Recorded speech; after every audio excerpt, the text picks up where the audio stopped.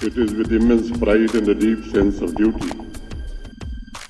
जम्मू विधानसभा के central hall में उपराज्यपाल मनोज सिन्हा का अभिभाषण भी इतिहास में दर्ज हो गया। वो इसलिए क्योंकि इस अभिभाषण के साथ ही 7 साल बाद जम्मू कश्मीर विधानसभा के बजट सत्र की शुरुआत हुई, जिसमें राज्यपाल ने सबसे पहले सबसे बड़ी बात पूर्ण राज्य के दर्जे की बहाली को लेकर कही। One of the foremost aspirations of the people of Jammu and Kashmir is the restoration of full statehood. My government remains steadfast in its commitment to addressing this legitimate desire of the citizens of Jammu and Kashmir. My government recognizes the emotional and political significance of the statehood for the people and is actively engaging with all stakeholders to facilitate this process in a manner that ensures peace, stability and progress. Omar Abdullah सरकार का vision पेश करते हुए उपराज्यपाल मनोज सिन्हा ने अपने अभिभाषण में कहा, सरकार गुड गवर्नेंस और पारदर्शिता के लिए प्रतिबद्ध है। सरकार शांति और भाईचारे के लिए प्रतिबद्ध है। सरकार पर्यटन के विकास के लिए प्रतिबद्ध है। सरकार 100% स्मार्ट मीटर के लिए प्रतिबद्ध है। सरकार उद्योगों के विकास के लिए प्रतिबद्ध है। उन्होंने कहा कि हम घाटी में कश्मीरी पंडितों की सम्मानजनक वापसी चाहते हैं। हम समाज के हर तबके का विकास चाहते हैं। बिना देरी जनता की समस्याओं का समाधान चाहते हैं।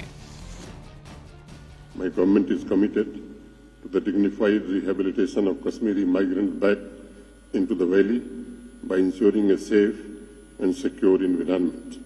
Efforts will be intensified to accelerate the construction of transit accommodation projects for migrants, implies providing them with suitable housing at designated locations.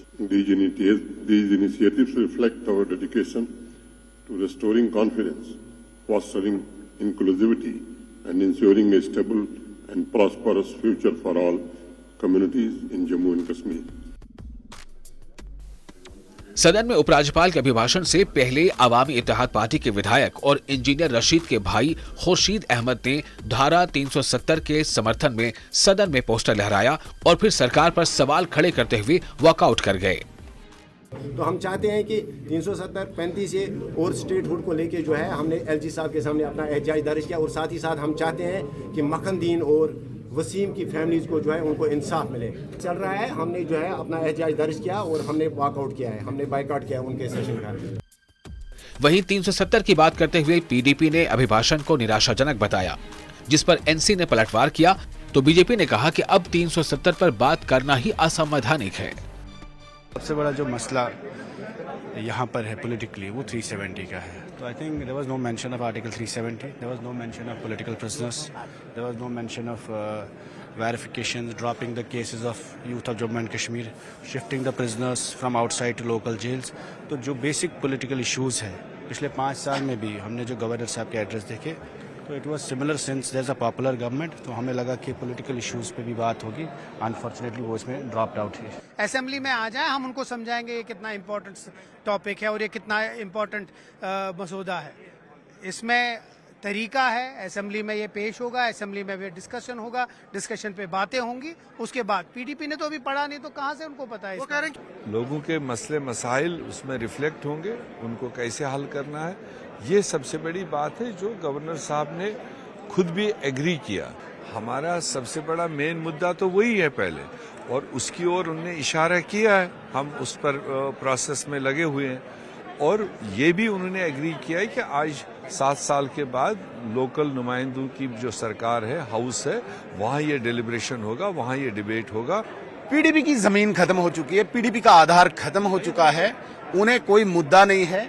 लोगों को इस वक्त समस्याएं हैं, लोगों को इस वक्त हर्डल्स हैं, सरकार को लेके इश्यूज हैं, उनकी बात वो नहीं करेंगे। 370 is now closed chapter, 370 is now history.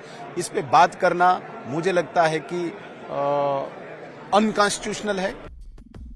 सरकार की अपील है कि 7 साल बाद हमें सदन में जनता की बात रखने का मौका मिला है, जिसका विपक्ष को भी सदुपयोग करना चाहिए। लेकिन 40 दिनों के सत्र का जनता के लिए सदुपयोग होगा या फिर अपनी अपनी सियासत के लिए, ये देखने वाली बात होगी। न्यूज़ 18 JKLH के लिए समीर भट्ट, जम्मू। और वहीं विपक्ष